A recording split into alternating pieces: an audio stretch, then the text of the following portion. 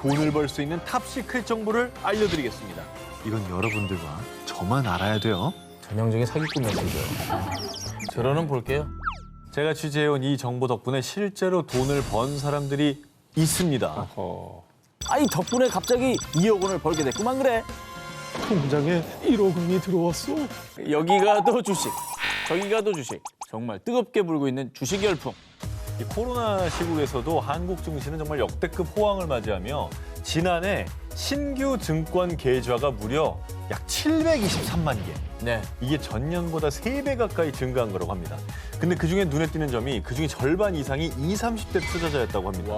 젊은 세대 사이에서 주식 투자 열풍이 시작됐다는 거죠. 주식은 하고 싶은데 이제 현실은 주알못. 힘들게 모은 종잣돈 손해보면 어떻게 고민되시죠? 그래서 준비한 이번 특종. 나만 사면 떨어지는 주식의 모든 것 19입니다.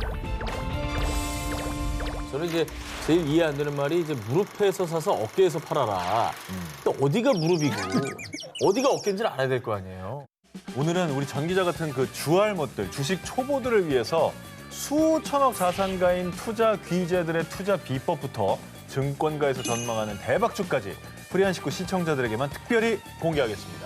자, 그뿐 아닙니다. 개미들을 피눈물 쏟게 한 최악의 사기 사건도 있었죠. 이 수천억 원의 피해가 발생한 역대급 주식 사고까지. 자, 오늘요 파란만장한 주식 특종으로 준비를 했으니까 기대해 주시기 바랍니다. 동학 개미들이여 일어나라. 나만 사면 떨어지는 주식의 모든 것 19, 15위 공개합니다. 세계 1위 부자가 보낸 시그널. 지난 1월 미국 주식시장을 들썩이게 한 충격 사건. 한 회사의 주가가 전일 대비 무려 527% 급등. 1월 6일에 60센트로 마감했던 주가가 불과 하루 뒤인 7일엔 3.76달러까지 올랐는데요. 60센트에서 주가가 급등한 기업은 바로 미국의 한 헬스케어 업체인 시그널 어비벤스였어요. 이 회사의 전무후무한 주가 상승 원인은 바로 전기차 제조업체인 T사의 CEO 일론 머스크였습니다. 미래에 투자하는 날카로운 통찰력으로 미래의 설계자, 괴짜 천재라 불리는 그는요. T사의 최대 주주로서 2021년 전 세계 부자 1위에 등극. 머스크의 말 한마디에 해당 회사의 주가가 유동칠 만큼 세계 경제가 주목하는 인물입니다. 그런 그가 지난 1월 7일 자신의 SNS에 올린 한마디. Use Signal. 이 글을 본 글로벌 개미들은 시그널의 주목, 머스크가 주목한 기업이니까 앞으로 대박 나겠지? 헬스케어 업체인 시그널 어비벤스의 주식을 대량 매수한 겁니다. 야, 근데 이게 시점이 코로나 시점이니까. 그렇죠. 이 바이오 헬스 이게 또 핫하잖아요. 헬스케어입니다. 예. 근데 저 단 두 단어만 믿고 저렇게 투자를 했다고 하니까 네네. 와, 진짜 일론 머스크 파워가 대단하긴 하네. 그런데 주가 폭등 사태가 일어나고 다음 날인 1월 8일 자산은 비상장 기업이며 주가가 급등한 기업과는 무관합니다. 아니 주가가 올랐잖아요. 네네. 근데 안 그랬다는 말이 무슨 뜻이죠? 대체 이게 어떻게 된 일이냐? 사실 머스크가 언급한 시그널은 헬스케어 업체인 시그널 어비벤스가 아니라요. 단지 이름이 비슷한 암호 메신저 앱인 비상장사였습니다. 아, 시그널이라는 메신저를 사용해라 이거구나. 자, 그런데 주식 종목 검색에서 시그널이라는 단어를 검색하면요. 헬스케어 업체인 시그널 어비벤스가 제일 위에 위치해 있습니다. 사람들은 머스크가 말하는 시그널이 이 시그널인 줄 알고 엉뚱한 기업에 투자를 한 거예요. 야, 이게 기업명의 단어가 같아가지고 생긴 일이었네. 자, 그렇습니다. 잘못된 정보로 인해 폭등했던 헬스케어 업체의 주가는 결국 추락을 했고요. 비싼 값에 주식을 매수한 투자자들은 손해를 떠안게 됐습니다. 일론 머스크의 말 한마디가 불러온 주가 급등 사건의 전말. 묻지마식 투자는 금물입니다. 절대 잊지 마시기 바랍니다. 나만 사면 떨어지는 주식의 모든 것 19, 14위를 공개합니다. 1,000원이 4만 원이 되는 기적. 2018년 4월 6일 오전 우리나라 증권가를 발칵 뒤집은 사건이 벌어지는데요. 갑자기 국내 S증권사의 매도 물량이 대거 쏟아지면서 오전 한때 주가가 11.68%나 급락. 이에 주가가 급락하거나 급등할 때 시장을 안정화하는 장치인 변동성 완화 장치가 수차례 발동됐습니다. 아니, 하루아침에 왜 갑자기 11%가 빠져요? 그런데 이 사건은 S증권사의 한 직원의 실수에서 시작됐습니다. 당시 S증권사는 우리 사주를 보유한 직원들에게 수익의 일정 금액인 연말 배당금을 지급했는데요. 그런데 한 직원이 배당금 대신에 주식을 입고했던 겁니다. 이거 쉽게 설명해 드리자면 직원들에게 지급해야 하는 배당금이 주당 1,000원이었어요. 그래서 총 28억 3천만 원이었는데 그런데 1,000원이라고 입력하지 않고 1,000주라고 입력을 한 겁니다. 어머머머. 전일 종가가 39,800원, 약 4만 원이었으니까 그걸 기준으로 했을 때 약 112조 7천억 원 어치의 S사의 주식을 직원들에게 나눠서 입고를 한 겁니다. 일본 M증권사의 패핑거 사건하고 좀 비슷하네요, 느낌이. 갑자기 어마어마한 주식이 이렇게 본인의 계좌에 입고해서 갑자기 일하던 직원들도 엄청 당황했을 것 같긴 해요. 일명 주식 벼락을 맞은 S증권사의 직원들. 이 사실을 알게 된 일부 직원들은요. 사측의 잘못된 내용을 곧바로 전달한 게 아니라요. 이 유령 주식인 500만 주 이상을 매도합니다. 아이고. 그래서 당시 S증권사 주식이 자연스럽게 폭락한 겁니다. 그리고 일반 투자자들은 영문도 모른 채 그 피해를 고스란히 떠안아야 했습니다. 잘못된 걸 만약에 알았다면은 신고를 하면서 좀 시장의 피해를 막을 수 있지 않았을까 이런 아쉬움은 있습니다. 이후 S증권사에서는 직원들이 매도한 주식을 확보하는 과정에서 약 91억 원의 손해를 봤고요. 또 손해를 본 투자자들에게 배상하는 과정에서 약 3억 원을 지출해야 했는데요. 이에 주식을 매도한 직원들에게 약 94억 원의 손해배상을 요구. 그러나 해당 직원들은요. 시스템 오류인지 시험해 보려고 매도 주문을 넣었을 뿐 손해를 입히려는 고의는 없었습니다. 시험 삼아 했다라는 거는 500만 주라는 숫자 앞에서는 조금 이해가 되진 않는 것 같습니다. 이를 인지한 일부 직원들이 주식을 매도하지 않았더라면 사람들에게 이 사건이 지금과는 다르게 기억되지 않았을까요? 나만 사면 떨어지는 주식의 모든 것 19, 13위를 공개합니다. 워렌 버핏을 뛰어넘을 투자 귀재. 미국의 5대 갑부라 칭하며 주식 투자의 귀재로 불리는 전설, 바로 워런 버핏인데요. 그런데 2010년 러시아의 워런 버핏이라 불리며 증권가를 뒤흔든 또 다른 투자의 귀재가 나타났습니다. 워렌 버핏에 비유될 정도면은 상당한 고수인 것 같은데요? 바로 5살 침팬치 루샤입니다. 민망하다. 침팬지가 나보다 잘 알고 있다는 게 말이 됩니까?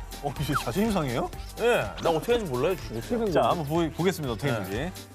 러시아 모스크바의 서커스 무대에 오르던 침팬지 루샤는요. 조련사들이 만든 주식 투자 실험에 참여하게 된 겁니다.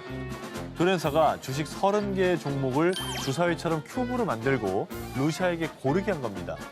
그러자 루샤는 30개의 주식 종목 중에서 금융, 자동차, 광물주 등 8개의 주식을 선택. 국유기업과 사유기업에 분산 투자하는 모습까지 보여줬고요. 어머, 침팬지가요? 그런데 정말 놀랍게도 루샤가 고른 주식이 1년 사이에 투자 수익률 300% 상승을 기록합니다. 아휴. 전문 지식을 가진 펀드 매니저들보다 94%나 높은 수익률을 기록했다고 합니다. 워렌 버핏이 긴장하겠는데요. 이게 끝이 아닙니다. 특히 루샤가 선택했던 금융 관련 주식은요. 이미 이 황금손 루샤의 초이스를 받자마자 자그마치 600% 급등. 이에 러시아 현지인들은 전문 펀드 매니저를 고용하느니 루샤에게 바나나 주고 의뢰하겠다라며 당장 루샤에게 주식 투자를 부탁하고 싶다는 재밌는 반응을 보이기도 했습니다. 나만 사면 떨어지는 주식의 모든 것 19, 12위 공개합니다. 숨은 이것을 찾아드립니다. 여러분, 제가 특별히 여러분들에게만 돈을 벌 수 있는 탑시크릿 정보를 알려드리겠습니다. 이건 여러분들과 저만 알아야 돼요. 전형적인 사기꾼 메시지죠. 절대 그런 말 믿으면 안 돼요. 들으시면 완전 나한테 전화번호 물어볼 거예요. 이제. 들어는 볼게요. 제가 취재해온 이 정보 덕분에 실제로 돈을 번 사람들이 있습니다. 아니 덕분에 갑자기 2억 원을 벌게 됐구만 그래. 통장에 1억 원이 들어왔어. 2012년 9월 70대 남성 A씨와 지난해 10월 또 다른 70대 B씨가 돈을 번 특급 비법. 주가가 급격히 오르는 떡상. 요즘 화제가 되고 있는 따상. 다 아니고요. 네. 바로 한국예탁결제원의 휴면증권 투자 재산 찾기 서비스입니다. 거봐 필기할 거라고 내가 얘기했지. 휴먼 아니야. 휴먼 아니고 휴면. 휴면증권 투자 재산 찾기 서비스는요. 예전에 주식을 샀는데 잊고 있었던 분들, 주식 양도받은 사실을 몰랐거나 잊은 분들, 또 주식을 투자한 회사로부터 배당금을 받았는데 이 사실을 모르고 있던 분들을 위해 매년 휴면 증권 투자 재산 찾기 캠페인을 벌이고 있습니다. 앞서 사연 속 A씨는 약 30년 전 한 주당 5천 원이었던 주식 468주, 그러니까 약 230만 원을 퇴직금 대신 받았던 것을 잊고 살다가 이 캠페인을 통해 무려 86배가 오른 금액인 2억 원을 수령. 야, 와, 초장기 투자네. 그렇죠. 그리고 B씨 역시 30년 전 지인의 권유로 샀다가 부진한 실적에 실망해 잊고 있던 주식이 약 1억 원 상당이 되어 돌아온 겁니다. 세상에. 이게 얼마나 횡재예요, 사실. 폭등이 돼서 이 오래된 주식이 돌아온 거잖아요. 이게 정말 제대로 의도치 않은 장기 투자를 하셨던 건데 효자지, 효자. 많은 분들이 이런 혜택을 좀 보셨을 것 같은데요. 그럼요. 그래서 예탁원에 따르면 지난해 2월까지 총 9천억 원 상당의 증권 자산을 주주들에게 찾아줬고요. 야, 좋다. 그리고 아직까지도 약 664억 원가량의 주식이 주인을 기다리고 있다고 합니다. 어머나. 우리 엄마 아빠한테 얘기해봐야 되겠다. 이거. 아니, 근데 이거는 시청자분들도 다들 이거 많이 그래. 공유하세요, 이 정보는. 나중에 심장 떨려요, 안 떨려요? 아, 이쪽에 터져 나갈 것 같아. 자, 그러면 이 숨은 내 돈, 내 주식은 어떻게 확인하느냐? 예탁원 홈페이지를 통해 조회 가능하다고 하니까요. 혹시 나도? 싶으신 분들은 한번 조회해 보시면 되겠습니다. 오늘의 교훈, 잊은 주식도 다시 보자. 잠들어 있는 소중한 내 돈을 찾아주는 주식 찾기 서비스였습니다. 나만 사면 떨어지는 주식의 모든 걸 짚고 11위를 공개합니다. 오! 폐장이에요? 벌써? 벌써 폐장이에요? 아니 장이 자체가 저는- 지금 절반인데 전 주알못입니다. 전 아니, 주식을 그래도- 몰라요. 아니 혼자 주식시장을 11시에 닫았어. 예. 닫아버려. 자, 이번에 제가 소개해드릴 이분으로 말씀드릴 것 같으면요. 12년간 펀드 누적 수익률이 2,500%입니다. 3년간 전 세계 펀드 매니저 연봉 1위입니다. 순자산 약 13조 3,300억 원입니다. 2014년 미국 F경제 전문지에 선정 세계 100대 부호, 이 눈부신 스펙의 주인공은요. 미국 유명 헤지펀드 회사 알사를 설립한 자타공인 세계 최고의 펀드 매니저 제임스 사이먼스입니다. 야, 이거 대단한 분인데 정말. 자, 그래서 제가 프리안식구 시청자분들을 위해서 자타공인 세계 최고 펀드 매니저 제임스의 투자 비법을 알려드리겠습니다. 제임스의 비법은요, 어렵지 않습니다. 수학입니다. 어렵네. 제임스, 내가 엄청난 정보를 들었는데 말이야. 아, 괜찮습니다. 이건 100% 떡상각이에요. 하하, 이것도 됐습니다. 온리 눈에 보이는 숫자만 철석같이 믿었던 그 주식이 사실 여러 외부 요인에 따라 영향을 받는 거거든요. 근데 이 분석만으로 이득을 얻는 게 이게 가능할지. 자, 제임스가 오직 수학만 철석같이 믿는 이유가 다 있습니다. 펀드 매니저가 되기 전 제임스의 이력 역시 화려함 그 자체. 사실 그는 24살의 젊은 나이에 하버드 대학교의 수학과 교수가 됐을 정도로 촉망받는 수학자였습니다. 24살이면 박사까지 다 한 거예요? 천재네. 천재죠. 한때는요, 미국 국가안보국의 암호해독가로도 활동, 이때 금융 관련 암호해독 업무를 하면서 금융계에서 쓰이는 수학 모델을 배우게 된 그는요, 1978년 금융계에 뛰어들었고 1982년 헤지펀드 회사 알사를 설립했다고 합니다. 와, 정말 수학만 분석으로 투자를 해서 성공을 이렇게 거뒀다니까 약간 믿기진 않아요. 아니 그것보다는 수학을 분석해야 저 정도 성공한다고 하면 좌절할 사람이 되게 많을 것 같아요. 저분한테 맡기면 차라리 되니까. 침팬지 옆에서 주사위를 같이 굴리는 게 낫겠다고 그게 생각할 것 우리 같아요. 쪽은 더 예. 친근하긴 하죠. 자, 일단 제임스는요, 펀드 매니저의 주관적인 판단을 완전 배제합니다. 컴퓨터 프로그램에 의해 투자를 결정하는 퀀트 펀드의 개척자로 불립니다. 특히 그는요, 금융인을 과학자로 만들긴 어려워도 과학자를 금융 전문가로 만들긴 쉽죠. 하하. 직원을 채용할 때 수학, 물리학, 천문학 등 자연과학과 공학 전공자들 위주로 채용해서요. 방대한 과거 데이터를 분석해서 미래 가격을 예측하는 수학적 모델을 개발, 그리고 싸게 사서 비싸게 파는 초단타 매매를 통해 높은 수익을 올렸는데요. 그 결과 2008년 미국발 금융 위기에도 불구하고 제임스는 그해 무려 3조 7천억 원의 개인 수입을 벌어들였다고 합니다. 금융위기 때. 대단하다. 그 고등학교 때 수포자 분들이 네. 야 이거 뭐 미적분 이거 저 사회 나가면 평생 쓸 일도 없는 거잖아. 뭐라 라고 배워? 얘기하는데 네. 어마어마하게 쓸 일이 있었네요. 수학의 를 다시 펴는 분들이 꼭 있을 것 같습니다. 자, 그러나 제임스가 아무리 숫자와 수학을 믿는다 해도 그래도 사람인지라 어쩔 수 없이 유혹이 찾아오고 흔들릴 수밖에 없겠죠. 그런데 말입니다. 여기 그 어떤 고급 정보가 유혹할지라도 단 0.1%의 주관도 용납하지 않는 소나무 같은 펀드 매니저가 있습니다. 그 주인공은 로버트입니다. 로봇이 주식을 해요 이제? 그렇죠. 2016년 4월부터 6개월간 국내 금융위원회와 금융투자협회가 주최한 인간대 로봇의 주식 실전 투자 대회가 열렸습니다. 이 대회는 국내 펀드 매니저 3인과 자산 운용 로봇 로보 어드바이저 셋이 참가. 과연 누가 더 높은 수익률을 낼지 대중들의 관심이 집중됐습니다. 기본적인 뭐 데이터를 바탕으로 분석을 하게 된다면 로봇이 굉장히 유리할 것 같긴 해요. 정보 처리 능력이 굉장히 높으니까. 2016년 10월 6개월간의 실전 주식 투자를 마무리한 결과 수익률 약 2.7%를 기록하며 영예 1위를 차지한 주인공은 로보 어드바이저 위즈봇 1호였습니다. 위즈봇 1호는요, 일명 주가 기술 비율. 기업이 가진 특허 가치에 비해서 주가 수준이 저평가된 종목을 골라서 분산 투자하는 알고리즘을 사용해 높은 수익을 기록했습니다. 근데 저렇게 하면 그 특허들을 분석하는 과정이 어렵긴 하겠지만 되게 합리적일 것 같다는 생각은 들어요. 게다가 2019년 당시 펀드 매니저가 종목을 골라 투자하는 주식형 펀드의 연초 이후 평균 수익률이 7.59%였는데요. 하지만 로보 어드바이저의 알고리즘 자문을 거쳐 운영한 펀드의 경우는 수익률이 12.81%에 달하는 등 사람보다 높은 수익률을 기록했다고 합니다. 아니 로봇 열풍이 그럼 주식시장에 엄청나게 뻗치겠네요. 대단하네. 대단하죠. 진짜 기술 많이 좋아졌구나. 그래서 이제 지난해 11월 금융투자협회 전자공시에 따르면요. 국내 4개 로보 어드바이저 업체의 자문계약 자산 규모는 전년 대비 1조 397억 원 증가했고요. 고객 수 역시 5만 명이 넘게 급증하며 점점 주식시장에 무차별적으로 그 영토를 넓혀가고 있다고 합니다.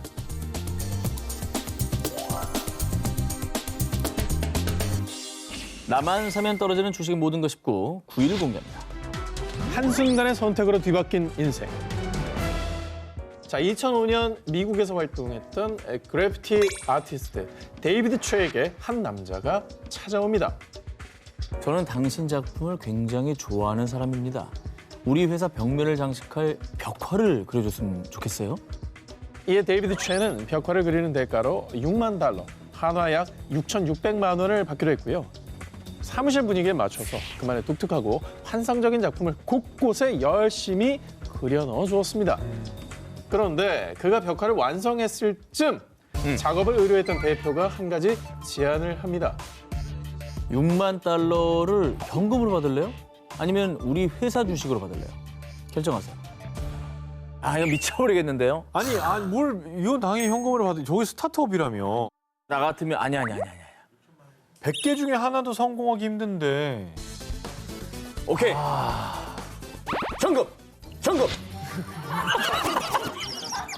너무 아니 근데 이거는 당장에 이게 어떻게 될지 모르는 아이, 주식에 대해서 이렇게 생각하는 사람이 아예 정말 많아요. 시끄러요. 현금 줘요. 주식 안 해. 이런 제안에 과연 데이비드 최는 어떻게 반응했느냐? 쿨하게 대표의 제안에 응했습니다. 자, 그러니까 현금 $6만 대신에 주식을 선택한 거죠. 네. 그런데 그로부터 7년 뒤인 2012년 상상도 하지 못할 일이 벌어집니다. 왜? 데이비드 최가 순식간에 억만장자가 되어버린 것이죠. 없어. 자, 이게 어떻게 된 일이냐? 바로 7년 전에 받은 해당 회사의 주식이 그야말로 초대박이 난 건데요. 그 회사가 기업 공개 후 상장이 되자마자 값어치가 무려 $2억 상승. 데이비드 최는 한화로 약 2,200억 원의 수익을 기록하게 된 겁니다.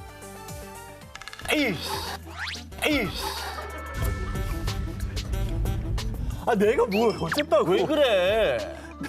내가 주식한다 했잖아. 이거 너무 3천만 원 로또 같은 일이잖아요. 주변 말 들으면 안 돼. 아니 뭐 하는 회사인데요 이게? 아, 어떤 기업입니까 이게? 바로 대표 소셜 네트워크 서비스 얼굴책 그렇습니다. F사였습니다.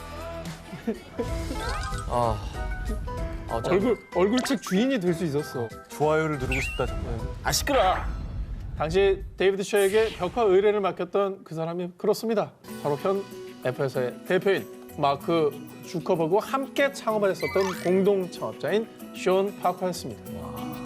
아니 근데 사실 데이비드 최가 벽화를 그릴 때만 해도 F사가 뭐 이렇게 클 줄 알았겠습니까? 지금 우리가 오늘날이니까 얼굴책이 뭐 대단하다는 걸 알지.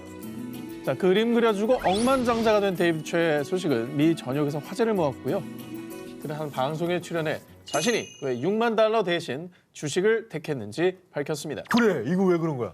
20대 대학 중퇴자들이 만든 스타트업의 장래를 미리 내다본 것이 아니라 큰 이유 없이 자기만의 승부를 주식에 걸었다고 합니다. 그림값 대신 받은 주식. 물론 당시 F사의 미래를 알 수는 없었겠지만요. 그의 선택은 뜻밖의 행운을 가져다 준 2,200억 원 가치의 선택이었습니다. 나만 사면 떨어지는 주식의 모든 것 19 8위 공개합니다. 미국을 뒤흔든 모모 스캔들. 2001년 12월 당시 미국 7대 기업이자 미 경제지가 선정한 미국의 혁신적인 기업이었던 최대 에너지 그룹 엔론. 그런데 더 이상 버티는 것은 무리군요. 우리 엔론은 파산을 신청합니다. 엔론의 파산 신청으로 전 세계 금융권이 발칵 뒤집혔는데요. 난리 났죠 정말. 유망 기업이었던 엔론이 순식간에 파산한 이유. 알고 봤더니 당시 엔론은 무리한 사업 확장으로 실적을 내지 못했고 자금이 부족한 상황에 이르렀습니다. 이에 엔론의 경영진은 외부 회계감사 회사와 결탁, 자사의 빚을 일명 유령 회사에 떠넘겨 마치 빚이 없는 것처럼 회계를 조작해 왔었던 겁니다. 자신들의 실적을 부풀려 사람들에게 발표했고요. 일본 투자자들이 주식을 거래하게 주가를 띄우고 자금을 모으는 주가 조작을 자행한 거죠. 근데 누가 봐도 이제 회사의 실적이 좋고 또 앞으로도 돈 벌 확률이 보이는데 사실 뭐 유망주, 우량주의 장기 투자라는 건 정석이잖아요. 당연히 단타 매매도 아니었을 거고 그냥 그렇게 정석대로 했는데 속은 거네요, 완전히. 네, 하지만 엔론은 주가 조작과 회계 조작으로도 적자 행진을 면치 못했고요. 결국 2001년 10월 자신들의 회계 상태를 공개했습니다. 이후 엔론의 주가 및 회계 조작이 드러나며 한때 주당 $90, 약 10만 원 정도였던 엔론의 주가는 1,000원도 되지 않은 휴지 조각으로 전락. 결국 미국 증권거래위원회가 수사에 착수했고요. 엔론의 분식 회계 규모는 한화 약 1조 5천억 원. 엔론의 부채는 밝혀진 금액만 약 14조 원으로 드러났습니다. 자, 뿐만 아니라 당시 엔론 사태로 인해 최소 약 4천 명이 일자리를 잃었고요. 총 피해 금액은 약 83조 원으로 추정되는 등 그 피해는 고스란히 직원들, 투자자들, 나아가 미국 금융시장이 떠안게 됐습니다. 미국 경제를 뒤흔든 이 엔론 사태는 2002년 기업 회계의 투명성을 강화하고 강력한 법적 제재를 가하는 사베인스-옥슬리법 제정으로 이어졌습니다.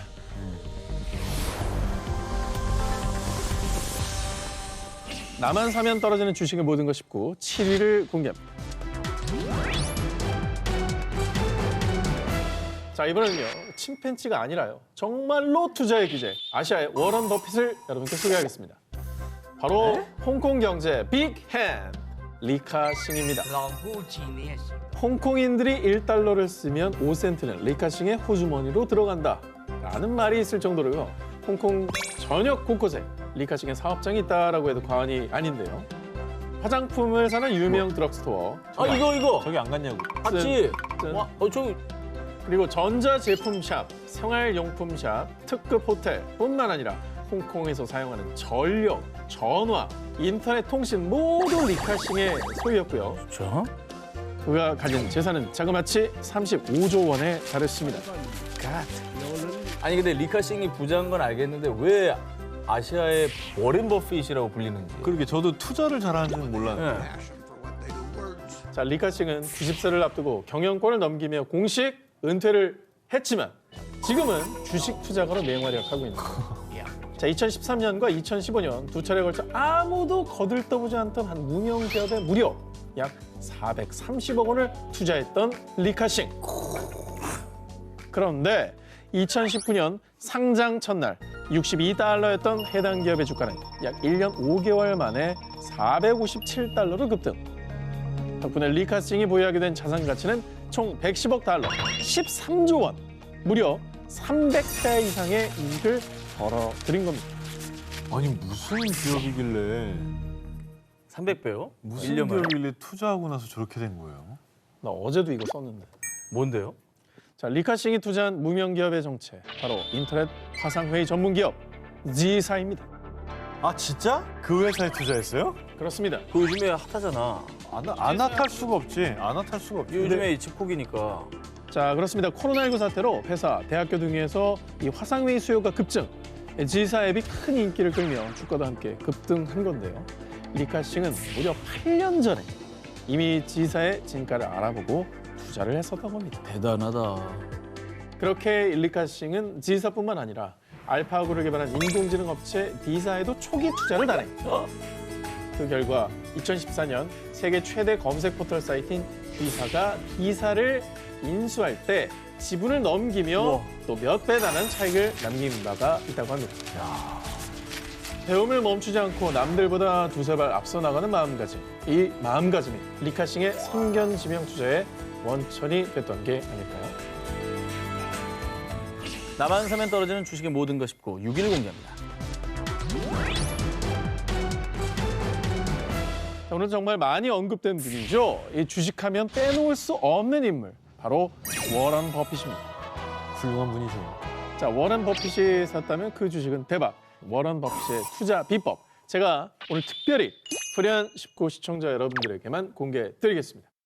자, 워런 버핏과 점심을 먹을 수 있는 경매에서 50억을 지불하는 사람이 있을 정도로 맞아요. 이 대화하는 것 자체가 가치 있는 인물입니다. 그럼 오늘 이 기사 들으면 50억 아끼는 거예요? 아, 그럼요. 아니 밥을 먹고 이제 일어나면서 뭐 종목 얘기해 주세요 그러는 거예요. 근데 앉자마자 정 기자님처럼 종목 알려주세요. 종목 알려주세요. 저 주문하기 전에 종목부터 시간이 알려주세요. 가고 있습니다요. 자, 한두 개만 좀 불러주십시오. 네. 자, 우선요. 편할 때부터 떡잎부터 남달랐던 워런 버핏의 투자 인생부터 살펴보도록 하겠습니다. 워런 버핏은 주식 중개인인 아버지를 닮아 어릴 때부터 숫자에 특출난 재능을 보였다고 하는데요. 자, 워런 버핏이 제일 처음 한 투자가 무엇이었냐? 불과 11살의 나이에 생애 처음으로 주식 투자를 감행. 11살에. 워런 버핏은 한 회사의 주식을 주당 37달러에 3주를 구입했는데요. 그런데 이 회사의 주가가 28달러로 떨어지자 많이 떨어졌네. 11살 꼬마 워런 버핏은 돈을 잃을까 봐 발발 동동동동동 굴렀고요. 다행히 얼마 뒤 주가가 40달러로 오르자 다시 떨어질까 싶어 냉큼 주식을 팔았다고 합니다. 그런데 몇 년 후 이 회사의 주가는 200달러까지 상승. 이를 본 워런 버핏은요.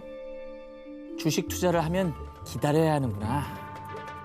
큰 깨달음을 얻게 됐고요. 그것이 그의 주식 투자 철학이 된 겁니다. 장기 투자.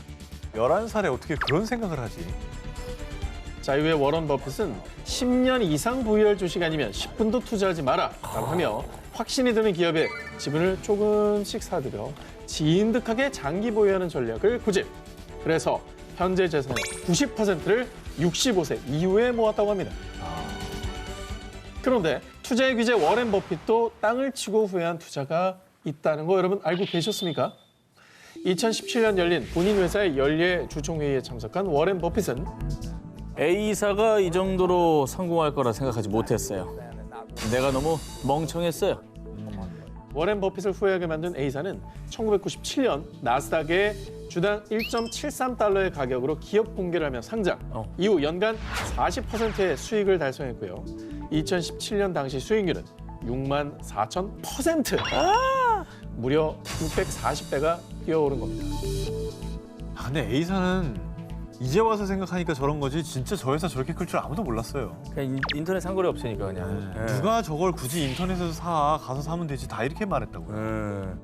근데 버핏은 우리랑 같은 생각이었을까요? 왜 A사에 투자를 안 했던 거죠?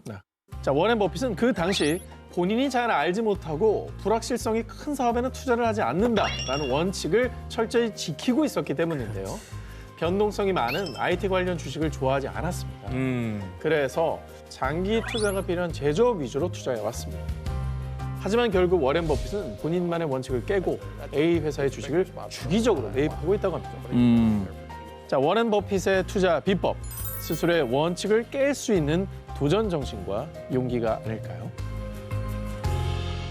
나만 사면 떨어지는 주식의 모든 것 19, 5위 공개합니다. 투자금의 10배를 지원해 드립니다. 낮은 이자로 투자금 10배 지원. 만약 이 조건이라면 두 기자님들은 투자하시겠습니까? 안 합니다. 당연하죠. 한다고요? 합니다. 전 안 해요. 투자금 10배 지원이라잖아. 아니야. 100만 원 투자하면 1000만 원 지원한다는 거. 이거는 굉장히 혹하는데? 저는 좀 더 들어볼게요. 약관을. 네. 2017년 우리나라에서 피해액 약 726억 원, 3,800여 명의 피해자를 낳은 주식 사기 사건이 일어났는데요. 한 기자님, 진짜 하여튼- 다 속아 진짜. 아니 하여튼 들으면 안 돼. 주식 투자로 돈을 벌게 해주겠다라고 접근한 이들의 정체는 일명 레버리지 사기단. 냄새 나잖아 벌써. 그걸 왜 지원해 주겠어? 자, 레버리지 사기꾼들은요. 전현무님, 투자금 100만 원만 입금해 주시면 10배, 1000만 원으로 주식 거래를 하게 해드릴게요. 이자도 적으니까 일단 100만 원만 입금해 보세요. 이런 식으로 저이자, 소자본, 고수익을 강조하며 가짜 레버리지 상품으로 투자자들을 유혹한 겁니다. 그렇게 사기꾼들은 피해자들의 투자금만 쏙 챙겨서 달아났던 거죠. 근데 그래도 저는 벌써 딱 듣자마자 냄새가 났거든요. 왜 의심을 안 했죠? 자, 투자자들이 의심을 하지 못한 이유. 아니 다른 증권사 프로그램과 동일하게 주가가 오르락 내리락 했어요. 아 이게 뭐 어플이 있었구나. 자, 투자금을 법인 계좌로 입금하도록 유도한 뒤 사기꾼들은 정말 교활하게도 가짜 주식 거래 프로그램을 설치하게 했습니다. 그리고 아까 10배 투자금을 지원해 준다고 했죠. 이 투자금 역시 가짜, 이 앱 속에만 존재했던 일종의 사이버 머니였던 겁니다. 가짜구나. 그러니까 인출이 안 됐겠네. 벌었어도. 그냥 화면에만 있는 거지 뭐. 사이버머니네. 사이버머니. 하지만 가짜인 걸 몰랐던 투자자들은 돈을 잃어도 자신들이 투자를 잘못했다라고 생각했고요. 심지어 사기를 당했다는 사실조차 인지하지 못한 사람들도 수두룩했습니다. 뿐만 아니라 사기꾼들은 투자자들이 수익금을 요구하면 프로그램 접속을 차단하고 잠적했는데요. 레버리지 사기꾼들의 교활한 수법으로 수많은 피해자들이 피눈물을 흘리고 말았습니다. 일단은 너무 조건이 좋으면 의심해봐야 돼요. 맞아요. 이게 중요합니다. 달콤한 말로 투자자들을 유혹하는 이 레버리지 투자 사기꾼들은요. 결국 올해 1월 경찰에 적발돼 수사를 받고 있는데요. 여러분, 돈 버는 방법을 쉽게 알려주는 사람은 없습니다. 그리고 투자에 앞서 유혹에 현혹되시지도 말고요. 또 다른 사람을 속이는 일, 이것도 다시는 없어야겠습니다. 나만 사면 떨어지는 주식의 모든 것 19, 4위를 공개합니다. 주식시장의 뜨거운 감자, 공매도. 개인 투자자, 동학개미들에게는 듣기만 해도 공포 그 자체. 현재 주식시장의 가장 뜨거운 감자, 바로 공매도. 네, 봤어요. 저게 싫다고 이제 버스 광고까지 나올 정도로 정말 이슈는 이슈인 것 같습니다. 지난해 3월 코로나19가 유행하자 국내 주식시장이 출렁였고요. 이때 공매도가 한시적으로 금지됐는데요. 그러나 지난 1월 11일 금융위원회는 코로나19로 인한 한시적 공매도 금지 조치가 올해 3월 15일로 종료될 예정이라고 공지했고요. 이에 사람들은 공매도는 영원히 폐지돼야 합니다. 공매도는 반드시 필요한 제도이니 부활되어야 됩니다. 이렇게 공매도 재개를 앞두고 찬반 논쟁이 팽팽하게 이어지고 있습니다. 근데 이제 공매도가 뭐길래 이렇게 논쟁이 뜨거운 건지 좀 알기 쉽게 설명해 주세요. 쉽게 설명을 드리면 어떤 회사의 주식이 10만 원인데 네. 내가 이걸 10만 원짜리 주식을 빌려서 10만 원에 팔아요. 그럼 난 현금 10만 원이 생겼잖아요. 생겼죠. 그다음에 이 회사 주식이 6만 원으로 떨어집니다. 그럼 6만 원으로 그 회사 주식을 다시 사서 주식을 갚아요. 그럼 나는 4만 원의 차익이 생기는 거죠. 여기서 포인트는 주가가 하락할 때 이익을 보는 구조라는 겁니다. 오르면 안 되겠네요. 오르면 내가 손해를 보는 거죠. 이해는 가는데 그러면 공매도가 왜 이렇게 논란이 되고 있는 거예요? 아주 그 부분을 좀 설명을 해드리면 네. 이 공매도가 왜 이렇게 뜨거운 감자로 떠올랐는지 이건 좀 전문가의 의견을 들어봐야 됩니다. 네네. 오늘의 데스크인 주식 전문가 김현준님께 자세히 여쭤보겠습니다. 안녕하세요. 안녕하세요. 네, 안녕하십니까. 네. 먼저 공매도가 필요하다라는 쪽 입장은 어떤 이유입니까? 단기간에 주가가 너무 많이 상승하게 되면 그 오르는 것만 가지고 투자를 결정하시는 투자자들도 생기게 되거든요. 주가가 오르는 것만 보고 투자하시는 분들은 이제 결국에는 큰 손실을 입게 됩니다. 그러기 전에 공매도하는 기관들이 조금 적정 가치를 내려줘서 덜 피해를 보게 하는 순기능도 있다는 뜻이죠. 그렇다면 공매도를 하지 말자라고 하는 사람들의 의견은 뭔가요? 공매도를 하는 쪽에서 가장 큰 문제가 될 수 있는 점 중에 하나는 손실이 무한대라고 하는 거죠. 주식이 망하면 이제 휴지 조각 된다라는 표현 많이 쓰잖아요. 근데 공매도라고 하는 경우는 빌려서 투자를 하는 거기 때문에 그 손실이 끝도 한도 없이 커질 수 있다라는 위험한 점이 하나 있고요. 그리고 불평등한 조건도 문제가 되는 겁니다. 현재는 기관과 외국인만이 공매도를 할 수 있고 개인은 공매도를 할 수 없다 보니까 사실은 개인은 공매도에 대해서 피해밖에 볼 수 없다라는 입장도 팽팽하게 맞서는 중입니다. 양쪽 입장이 다 이해가 되긴 하는데 어쨌든 개인과 기관으로 나눠서 봤을 때는 약간 기울어진 운동장 같다는 생각은 드네요. 네. 지난 2월 3일 금융위원회는 3월 15일 종료 예정이던 공매도 금지 조치를 더 연장하기로 했습니다. 다만 코스피 200과 코스닥 150 지수 종목에 대해서는 5월 3일부터 공매도를 재개하기로 했습니다. 이라 발표했는데요. 그 사이 제도 개선 방향이 뒷받침되지 않는다면 논란은 당분간 계속되지 않을까 싶습니다. 나만 사면 떨어지는 주식의 모든 것 19 1위 후보 헤드라인을 공개합니다.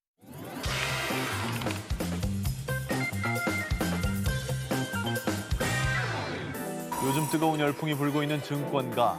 지난 연말부터 공모주, 배당, 증거금 등 주식 용어가 인기 검색어 순위를 장악하고 있습니다. 그중 사람들을 설레게 한 말이 있죠. 일명 따상입니다. 나상? 따상.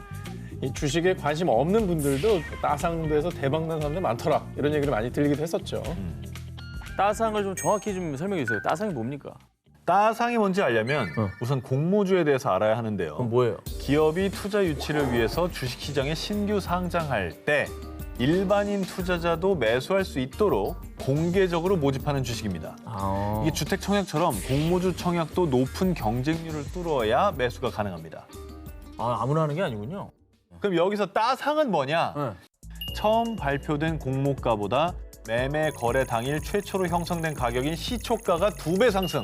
더블, 2배 상승. 더블 쳤다. 그리고 장이 열리고 마감까지 하루에 오를 수 있는 가격 제한 폭인 30% 상한가까지 오르는 상태에서 장이 마감하는 걸 따상이라고 합니다. 그러면은 이제 첫날 대비 최대 160%.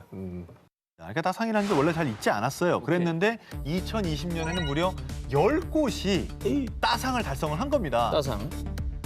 지난해 7월 2일에 상장한 제약기업인 S사의 경우에는 따상을 하고 그다음에 코스피 최초로 3일 연속 상한가를 친 거예요. 그래서 공모가가 49,000원, S사의 주가가 2월 3일 기준으로 149,500원을 기록합니다. 거의 3배죠. 와 대박이다 진짜.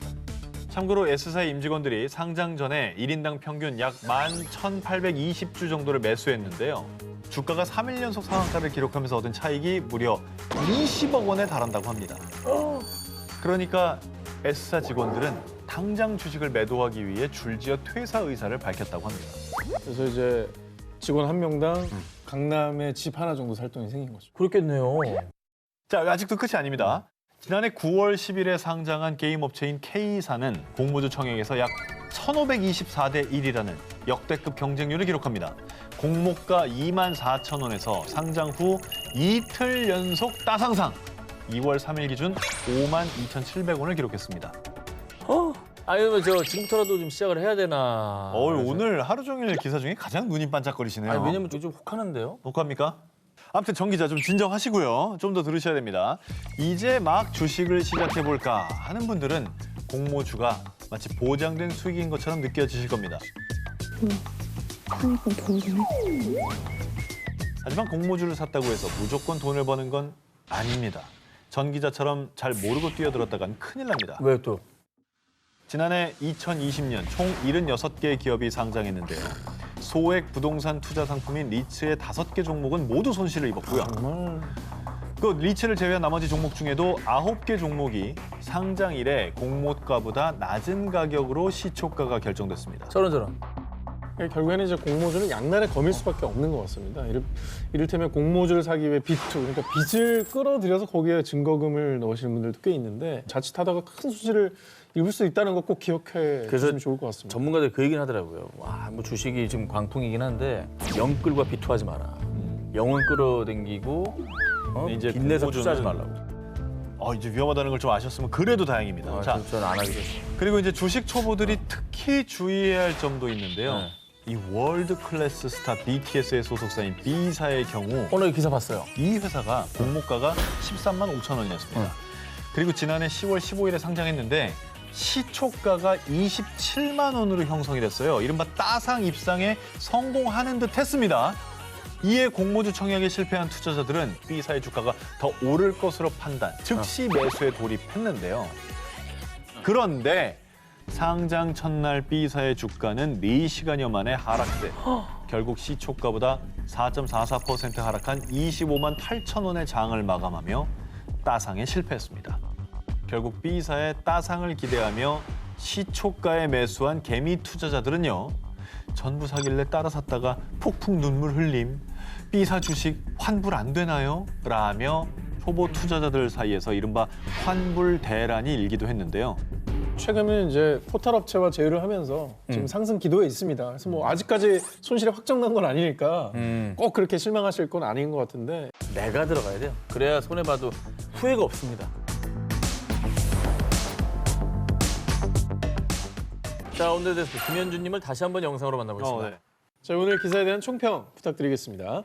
네, 이 19개의 기사를 보면서 상당히 기분이 좋았습니다. 왜냐하면 이 기사가 현재 이제 주식시장의 좋은 면만 부각을 해서 모두에게 투자만 권하는 것이 아니라 다양한 케이스를 보여주다 보니까 여러분들께서도 주식으로 돈을 버는 것은 절대 당연하지 않은 것으로 알고 투자에 임하셨으면 좋겠습니다.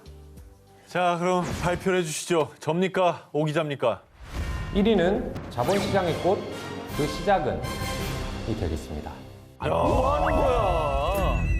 많은 분들이 주식에 대해서 공부하시고 이제 투자를 하시긴 하지만 여전히 주식은 일확천금이다 또는 주식하면 패가망신한다라고 하는 아직도 편견을 가진 분들이 많습니다. 주식이 공동 생산물에 대한 공동 소유권이라는 기본 개념을 다룬 기사였기 때문에 1위로 선정했습니다. 야, 근데 오늘의 교훈하고 딱 맞아떨어지는 게. 그러네요. 자, 오늘 프리랜드스크 김현준 고맙습니다. 고맙습니다. 야, 기대를 안 감사합니다. 하니까 수익이 있네요. 대박 또는 족박 19 10위를 공개하겠습니다. 모모에게 도둑맞은 재산. 2017년 아일랜드에 거주하는 할머니 제이는 가족이나 친인척도 없이 오랫동안 홀로 살고 있었는데요. 외롭고 쓸쓸한 데다가 신체적 장애를 앓고 있어 몸도 불편했던 제인이 유일하게 기댈 수 있는 건 에휴, 세상에 믿을 건 돈밖에 없지. 여기 놔두면 아무도 모르겠지. 이 젊은 시절부터 한평생 열심히 일해서 번 돈. 특히 은행이 아니라 제인의 집 창고에 가득 쌓여있던 돈뿐이었습니다. 은행을 못 믿는다면서 현금을 집에 쌓아두는 분이 있더라고요, 실제로. 있어요, 아직도. 아이, 근데 그래도 현금을 저렇게 많이 집에 뒀다가는 더 위험하지 않습니까? 아유, 막 박스로 쌓아갖고 어디다 쟁여놓고. 아니 근데 이게 그러더라고요. 누가 훔쳐가면 어떡해요? 그래. 차라리 은행 보관료 내고 은행에 두는 게 낫지. 자, 그렇습니다. 이 제인은 집에 쌓아둔 돈을 아무도 몰래 꽁꽁 감춰뒀지만요. 오랜만에 내 돈 냄새 좀 맡아볼까? 아니, 내 돈 어떻게? 아니, 내 돈 좀 찾아줘요. 누가 털어갔나 보다. 뭐야, 쥐가 파먹은 거 아니야? 아이, 돈을 왜 파먹어요? 오늘 왜 이렇게 촉이 좋아? 맞아? 맞아? 그야말로 텅 비어있던 창고. 할머니 제인의 유일한 낙이었던 수억 원에 달하는 그 돈이 사라진 겁니다. 먹었어, 뭐가? 에이, 이건 누가 털어갔겠지. 돈인데. 아니야, 이거 털어가기에도 너무 많아. 아니, 많아도 할머니 딱 주무시게 하고 싹싹 털어갈 수 있죠. 근데 제가 뭐라고 그랬어요? 평생 모으셨다고 그랬죠. 그래, 평생. 이건 뭐가 갉아먹은 거야. 너무나도 충격적인 범인의 정체. 범인은 들쥐. 거봐, 쥐가 파먹었네. 들쥐들이 제인의 돈을 갉아먹었던 겁니다. 훼손되면 네. 은행 가면 새 돈을 바꿔주고 그렇죠, 하잖아요. 그렇죠. 훼손 정도만 됐으면 좋겠는데? 자, 안타깝게도 제인의 집에 들이닥친 들쥐들이 너무 깔끔하게 돈을 싹 다 갉아먹어 버려서요. 법원은 들주가 갉아먹은 돈 중 극히 일부만 재산으로 인정. 저희는 수억 원에 달하는 금전태를 고스란히 떠안아야 했습니다. 자, 이번에도 내 집 마련으로 대박을 꿈꾼 주인공의 사연입니다. 자, 두 기자님은요, 드넓은 뒷뜰에 넓은 수영장까지 딸린 고급 2층 주택을 단돈 16달러, 한화로 약 18,000원에 가질 수 있다면 어떻겠습니까? 의심할 것 같아요. 저 귀신 나오는 집 아닌가. 아, 저주. 자, 사연 속으로 들어보겠습니다. 2011년 미국 텍사스 50대 남성 키네스 로빈스는 우연히 주인 없이 오랜 시간 방치된 빈집을 발견. 번뜩이는 아이디어를 떠올렸습니다. 주인 없는 빈집이라고? 이거 탐나는데. 내가 가져도 되지 않을까? 자, 물론 원래라면 빈집에 거주하게 될 경우 원소유자와 협상이 필요합니다. 자, 그런데 이 고급 주택의 전주인은 빚을 갚지 못해 도망치듯 집을 버리고 떠났습니다. 어머, 이 집을 압류했던 모기지 회사까지 파산했습니다. 예? 주택의 소유주가 없어진 것이죠. 그리고 이 점을 눈여겨본 로빈스는 집을 가질 수 있는 방법을 연구. 당시 텍사스의 법에 따르면 주인이 없는 집에 3년 이상 거주하게 될 경우 그 집의 소유권까지 가질 수 있다는 사실을 알아냅니다. 자, 이 점을 캐치한 로빈스는 빈집을 가질 수 있는 권리를 주장하는 한 페이지짜리 진술서를 제출. 그 집의 임시 주인이 됐는데요. 자, 그러니까 서류 제출에 필요했던 단돈 16달러, 약 18,000원으로 로빈스는 무려 한화로 3억 7천만 원이 넘는 고급 주택에 눌러앉게 된 겁니다. 특이하다. 아, 머리는 정말 잘 굴렸네요. 그러니까 눈여겨보고 있다가 이런 법이 있는 걸 잘 알고 활용한 거잖아요. 자, 로빈스는 원래 있던 법을 이용 말 그대로 잔머리를 굴렸을 뿐. 아니, 저는 합법적으로 이 집에 살고 있을 뿐입니다. 아니, 평범한 절차는 아니에요. 압니다. 하지만 분명 법을 어기진 않았어요. 법을 어긴 건 아니었기에 아무도 로빈슨을 그 집에서 강제로 퇴거시키지 못했는데요. 일단 집에 들어가는 데 성공한 로빈슨. 이대로 3년만 더 버티면 이 고급 주택은 그대로 로빈슨의 손에 들어오게 되는 상황이었죠. 자, 그렇게 하루하루 달력을 보며 집주인이 되기만을 손꼽아 기다렸던 로빈슨. 그런데 아이고, 로빈슨의 바람이 무색하게도 소유권을 주장하는 A은행이 나타났고요. 결국 로빈슨은 8개월 만에 집을 나와야 했습니다. 그러니까 이게 채권자가 없을 리가 없다니까. 뒤늦게 안 거지. 근데 저런 집 저기 8개월 사는 월세만 생각해도 16만 원이면 그럼. 아 16,000원? 16,000원. 16,000원이면 뭐 남는 장사 한 거죠. 뭐. 그죠? 남는 장사했죠. 네. 야, 대박 중에 대박이 될 뻔했지만 결국 쓸쓸히 퇴장할 수밖에 없었던 한 남자의 이야기였습니다. 안녕. 진짜 안녕이에요. 퇴근. 그럼! 내가 꼴등이야, 지금. 그럼 그래. 잘해요 오늘. 알았어. 대박 또는 쪽박 19 7위 공개합니다. 5달러에 산 그림의 정체. 2020년 캐나다에 거주하는 클로이는 한 시립 매립지 기부센터에서 5달러, 한화 약 4,500원에 판매 중이던 그림을 발견했는데요.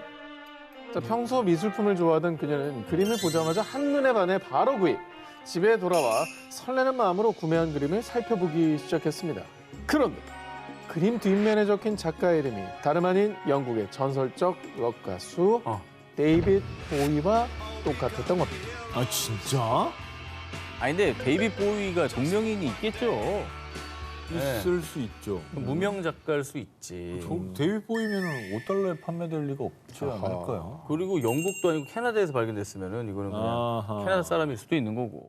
자, 하지만 평소 데이빗 보이의 팬이었던 클로이는 보이가 음악뿐만 아니라 배우와 화가로도 활동했던 사실을 잘 알고 있었는데요. 야. 이 때문에 해당 그림이 동명이인이 아닌 진짜 록 가수 데이빗 보이의 것일지도 모른다고 생각한 겁니다. 저때 심장 얼마나 뛰었을까? 진짜 장난 진짜 아니겠다. 보인가? 네. 이러면서. 자, 인터넷에 보이의 그림에 대해 검색해본 뒤 진위 확인을 위해 경매업체에 연락한 클로이. 아니, 어떻게 이 그림이 캐나다에? 이건 데이빗 보이의 그림이 확실해요. 자, 해당 그림에는 The Head 46라는 제목이 적힌 라벨이 붙어 있었는데요. 이는 데이빗 보이가 95년부터 1997년까지 3년 동안 그린 약 47점의 초상화 시리즈 중 한 점이었습니다. 오, 진짜가 보다. 야, 근데 저게 왜 기부센터에 있었대? 이름도 있고 서명도 있잖아요. 근데 저걸 못 알아봤나 아무도? 진짜로 그냥 동명이인이라고 생각했을 것 같아요. 만약에 저걸 봤다 하더라도 아이 데이빗 보이가 무슨 그림을 그려. 그리고 이제 아 그리고 진품이면 여기 이렇게 왔겠어? 뭐 이런 생각. 뭐 그런 생각도 있고. 야, 근데 그거를 5달러에 산 거예요, 저 사람은. 이게, 저거는. 이게 나중에 얼마가 됐을지 너무 궁금해요. 네. 경매에 나온 해당 그림은 한화 약 850만 원에 판매될 것으로 예상했지만 입찰가는 꽤 10배가 넘는 한화 약 1억. 클로이는 이 팬심 덕에 단돈 5달러로 2만 배의 수익을 올리는 잭팟을 터뜨렸습니다. 저거 그냥 뭐 에이 뭐 그럴 리가 있어 하고 넘겼으면 거의 이런 거 못 보는 거 아니에요. 지나치면 안 되지. 뭐든지 어디 뭐 서명 있는지 좀 보고 둘러보고 해야 돼요. 대박 또는 쪽박 19 6일 공개합니다. 반전에 반전을 거듭한 최후의 승자. 여기서 끝내면 내 1등인데. 그래. 그 다음 기사는 다음 주에 하면 안 돼요? 2019년 미국 매사추세츠주 미술품 수집가 클리퍼드 쇼러가 한 남성 폴의 집을 찾았는데요. 이건 걸작이 아니라면 위대한 모조품일 거야. 이 그림 저한테 파시죠. 이 그림은 3년 전 폴이 벼룩시장에서 단돈 30달러, 우리 돈 약 3만 5천 원에 구매한 그림이었는데요. 그런데 쇼러는 그림을 보자마자 감탄, 무려 10만 달러, 우리 돈 1억 1,800만 원의 선금을 주고 이 그림을 구매했습니다. 아니 3만 5천 원이었던 그림을 1억 1,800만 원에 샀다고요? 근데 아까 컬렉터라고 그랬잖아. 뭔가 알아보고 급하게 그 돈을 걸고 심지어 성금 주고 가져왔을 정도면 저거 보통 그림이 아니라는 거죠. 아니 근데 그럴 수도 있는데 헛다리 짚은 걸 수도 있어. 아 근데 저 스케치가 남다른 게 저는 정말 저게 남다르다고요? 예. 어디가 남다르? 아니 저런 스케치를 많이 남긴 뭐 다빈치 이런 사람들도 있잖아요. 다빈치 쪽이 렘브란트 쪽이 맞는 것 같은데. 누구야? 궁금해. 이 그림이 16세기 독일 르네상스를 대표하며 북유럽의 다빈치로 불렸던 화가, 오피코트를 입은 자화상, 동방박사의 경배 등 수많은 걸작을 남긴 알베르히트 뒤러의 작품으로 추정됐기 때문이었습니다. 걸려있는 걸 보고 컬렉터도 매 눈으로 보고 이제 1억을 투자하긴 한 건데 모작일 수도 있는 거고. 그쵸. 진품이 아니면 이거 쪽박인 거잖아요. 그래. 2년간의 검증 끝에 놀랍게도 하단에 적힌 AD라는 인장과 어허? 종이의 재질 등을 확인한 결과 설마. 에헤? 이 그림은 뒤로의 작품이 맞았습니다. 와. 그것도 무려 500년간 세상에 공개되지 않았던 뒤로의 미공개 스케치 작품이었던 겁니다. 야, 저 사인 진짜 남아있길래 얼마나 다행이야. 그런데 더 놀라운 것은 이 그림의 추정가가 무려 5천만 달러! 우리 돈 약 590억 원을 호가. 현기증. 쇼로는 그야말로 초대박기를 걷게 됐습니다. 와. 3만 5천 원인데 1억에 판 사람도 자기는 돈 많이 벌었다고 생각했겠지만 그 사람이 이거 알면 그냥 지금 고혈압이지. 뒷목 잡고 쓰러지는 거지. 물론 이 폴이 배가 아플 수도 있습니다만 그런데 진짜 대박 기회를 놓친 사람은 따로 있었습니다. 사실 이 그림은 2012년에 사망한 건축가 장 폴리앙의 유품이었습니다. 하지만 폴리앙의 가족들은 벼룩시장에서 고작 3만 5천 원에 팔아버린 거예요. 그리고 미술 전문가였던 쇼러만이 그림의 진가를 알아봤고요. 미치겠다. 미술사를 뒤흔든 초고액가 그림의 최종 주인이 됐습니다. 대박 또는 쪽박 19 5위를 공개합니다. 2013년 영국 웨일즈 뉴포트. 제임스 하웰은 뉴스를 보다가 깜짝 놀랐는데요. 노르웨이의 한 남성이 4년 전 비코인에 2만 3천 원을 투자해 올해 9억 원을 벌었습니다. 비트코인이? 그렇게나 많이 올랐다고? 자, 이게 지금 느낌이 말이죠. 비코인이 오르기 전에 팔았던 것 같아요. 어허. 그죠? 네. 나는 이거 봤는데 이거 진짜 세상에서 제일 가슴 아픈 소식. 눈시울이 붉어졌네요. 난 이게 너무. 사실 IT 업계 기술자였던 하웰은 4년 전인 2009년 자신의 노트북으로 비코인 채굴을 했었습니다. 하지만 당시 여자친구가 코인 채굴 시에 커지는 노트북 소음을 너무 싫어해서 일주일 만에 채굴 작업을 중단했습니다. 당시 하웰이 채굴한 비코인은 총 7,500개. 그런데 2009년 당시엔 비코인의 가치가 거의 없었기 때문에 하웰은 비코인이 든 하드디스크를 서랍 속에 넣어둔 채 4년간 잊고 지냈습니다. 그런데 그 사이 천정부지로 치솟은 비코인의 가치, 하웰이 보유한 비코인 7,500개는 2013년 당시 가치로 16억 원에 달했습니다. 4년을 잊고 살았는데 16억 원이 이게 벌린 거잖아요. 벌린 거죠. 강제 초장기 투자가 들어갔는데 이게 엄청나게 가치가 그치. 뛰어버린 거예요.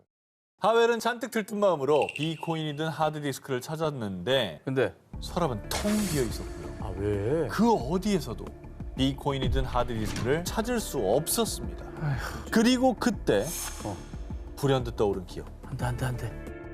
아, 이 하드디스크 진짜 오래된 거네. 이사도 가는데 그냥 버려야겠다. 졌나 보네. 16억 원은 버린 거잖아. 내 손으로. 아, 금고 사서 거기다 넣어놨어야지. 근데 그때는 아무 가치가 없었어. 아, 근데 혹시 모르잖아. 아, 그러니까 왜 그래? 이게 세상 모르는 거야. 하지만 인생 역전의 기회를 이대로 날릴 수 없었던 하웰. 잃어버린 비코인을 찾기 위해 그가 생각해낸 방법은 바로 쓰레기 매립지를 뒤지는 것이었습니다. 하웰은 당장 시의회에 쓰레기 매립지를 뒤지게 해달라고 요청했는데요. 하지만 시의회의 거절로 하웰이 비코인을 찾지 못하는 사이 비코인의 가치는 천정부지로 치솟았고요. 2021년 비코인 7,500개의 가치는 무려 4,700억 원에 달했습니다. 어우, 나 눈물 난다. 아, 내 서랍 안에 이 돈이 들어가 있었던 거를 내가 알잖아, 이거를. 그 내가 버렸잖아. 쥐가 내가 퍼먹은 버렸- 것도 아니고. 그 마음이 어떨까? 아, 저는 이거 뉴스에서 보고 정말 안타까웠어요. 진짜. 하웰 역시 포기할 수 없었습니다. 하드디스크만 찾으면 지역 주민들을 위해 저 1,100억 원을 기부하겠습니다. 심지어 나사가 고용했던 데이터 복구 회사를 통해 비코인이 든 하드디스크의 복구 가능성도 확인했다면서요. 25명이 1년 동안 200제곱미터 매립지를 15m만 파면 된다고요. 다니던 회사도 퇴사하고 쓰레기 매립지를 뒤지게 해달라고 8년째 꾸준히 시의회에 요청하고 있습니다. 이게 찾길 바래요, 저는 그래서. 찾길. 근데 하드디스크를 찾았는데 만약에 복구가 안 될 수도 있잖아요. 안 될 수 있죠. 그 10년째 찾았어. 여기 있다! 신봤다고 찾았어. 도대체 안 되겠는데요, 이거. 이러면 어떻게 해? 아, 그건 더 비극이다. 하웰은 이런 말을 남겼습니다. 비코인의 가치가 오르다 보면 시 관계자도 마음을 바꿀지 몰라요. 저는 끝까지 희망을 버리지 않겠습니다. 대박 또는 쪽박 씹고 4위 공개합니다. 모모 때문에 파산한 회사. 2009년 2월 영국에서 4대째 걸쳐 134년째 이어오고 있는 엔지니어링 회사 테일러 앤 선즈의 대표 필립은 몰디브에서 아내와 휴가를 보내던 중 인생을 뒤흔든 한 통의 전화를 받았습니다. 당신 믿고 계약했는데 파산이라니. 내일 만납시다. 파산이라니요? 그냥 농담하지 마세요. 그리고 제가 지금 휴가 중입니다. 아니, 지금 회사꼴이 그 모양인데 한가하게 휴가 중일 때야! 필립이 운영하던 회사가 하루아침에 파산, 그야말로 쪽박을 차게 됐습니다. 100년이 넘는 회사라고 하지 않았나요? 100년 넘는 회사 저기 어떻게... 폐산할 일이 뭐가 있죠? 아니, 코로나 영향을 받아도 하루아침에 망하진 않잖아. 당시 테일러 앤 선즈의 월 매출은 우리 돈 약 6억 원이었고요. 250명의 직원과 여러 거래처를 둔 탄탄한 회사였습니다. 그런데 꽃길만 걷던 회사가 쪽박길을 걷게 된 이유는 정말 어처구니 없는 작은 실수 때문이었는데요. 뭔데 또? 영국 내 모든 회사의 정보를 등록하는 정부기관 컴퍼니스 하우스는 필립의 회사와 이름이 비슷한 테일러 앤 선이라는 회사의 파산 사실을 공개하는 과정에서 에? S를 덧붙이는 어이없는 실수를 저질렀던 겁니다. 공무원의 어이없는 실수 때문에 탄탄했던 100년 기업 테일러 앤 선즈가 하루아침에 파산한 회사로 오해를 받게 된 겁니다. 아, 근데 오타가 났어. 그러면 나중에 정정하면 되잖아요. 결국 하죠, 파산이 그거. 났다는 거잖아요, 이게 지금 황당한 거는. 잘못 공시했다 이거 아니에요? 네. 3일 만에 컴퍼니스 하우스에서 실수를 바로 잡았지만 테일러 앤 선즈가 파산했다는 소문은 이미 걷잡을 수도 없이 눈덩이처럼 불어나 있었습니다. 와, 어떡해. 거래처들은 앞다퉈 주문을 취소하고 계약 파기, 계약금 반환을 요구하고 은행에서는 뭐 신용기관에는 이미 파산했다는 정보가 퍼져서 자금 조달에도 어려움을 겪었고요. 그 결과 테일러 앤 선스는 2달 만에 법정 관리에 들어가며 결국 최종 파산. 뭐야? 그래서 대표 필립은 회사를 망하게 한 책임이 정부에 있다며 컴퍼니스 하우스에 소송을 제기. 6년간의 기나긴 법정 싸움 끝에 영국 법원은 2015년 필립에게 우리 돈 약 146억 원을 보상할 것을 선고했지만 필립과 수백 명의 직원의 삶은 이미 피폐해진 뒤였습니다. 너무 허망하잖아요. 너무 허망하다. 수백 명 인생이 하루아침에 망가진 거죠. 어퍼스트로피 S 하나 때문에 스스로. 아유, 보상이 안 되는 실수예요. 너무나 큰 실수예요. 너무나 큰 실수죠. 2008년 5월 23일 캐나다 퀘벡주에 사는 조엘 이페르가는 복권 추첨 마감 시간 9시 직전인 8시 59분에 복권 2장을 구입했습니다. 그런데 2장 중 1장의 번호가 우리 돈 약 234억 원짜리 1등 번호와 일치했는데요. 불길한 예감이 스멀 올라오는. 아직은 그래도 기뻐합시다. 복권 1등 아닙니까? 1등이죠. 1등이잖아요. 하지만 복권 1등 대박은 곧 쪽박으로 돌변했습니다. 바로 그 이유. 전산에 등록된 시간은 정확히 9시 7초네요. 다음 회차 복권이라 당첨금은 드릴 수 없습니다. 당시 퀘벡의 복권 시스템은 컴퓨터가 한 번에 한 장의 티켓만 입력. 아휴. 이 과정에서 최대 10초 정도 지연되기도 했는데요. 아휴. 그래서인지 조엘이 구입한 복권 중에 한 장은 8시 59분 47초에 전산에 등록됐지만 조엘이 산 2번째 복권은 시스템 지연으로 9시 7초에 등록되며 5월 23일자가 아닌 다음 회차인 5월 30일자 복권으로 등록된 겁니다. 어머머. 실제로 다음 날이네. 네. 날짜가 넘어갔네. 그런데 하필 조엘이 산 2번째 복권 번호가 5월 23일 회차의 1등 번호와 일치했는데요. 그러니까 첫 번째 복권이 저거였으면 된 거 아니에요? 된 거죠. 하지만 조엘의 복권은 단 7초 때문에 다음 회차로 넘어가서 당첨금을 받지 못한 겁니다. 아 이거 시스템 지원이 본인 잘못은 아니잖아. 그리고 그날 가는 길에 좀 더 뛰어갔으면 아침에 조금만 일찍 일어났으면. 조금만 보폭이 조금만 넓. 아침에 일어나서 화장실만 안 갔으면. 그러니까 엘리베이터 앞 사람이 한 명만 덜 내렸어도. 7초만 미리 태어났어도. 단 7초 차이로 대박을 날린 조엘은 복권 회사 상대로 소송을 제기. 늦게 입력된 건 복권 회사 전산 탓이지. 난 분명 9시 이전에 구매했다고. 자신의 1등 당첨금의 절반을 받을 자격이 있다고 주장했는데요. 하지만 약 7년간의 법정 다툼 끝에 대법원은 조엘의 소송을 기각. 하필 또 7초에 또 7년이네. 그리고 그 소송 과정에서 우리 돈 약 1억 원을 지출하며 대박은커녕 안타까운 쪽박의 길을 걷게 됐습니다. 고약한 게 럭키 세븐 아니에요. 7이 생활의 숫자인데 복권도 7초 늦어. 소송 7년 걸려. 근데 아까 뭐 비코인도 그렇지만 그냥 잊어야 돼. 어떻게든 잊어야 돼. 저거 평생 못 살아요. 저거. 아니 근데 저걸 기억으로. 잊겠냐고. 그냥 그러려니 잊어야 돼. 해야 완전 돼. 논리 쉽지 심장 않지만. 본다니까. 잊어야 돼.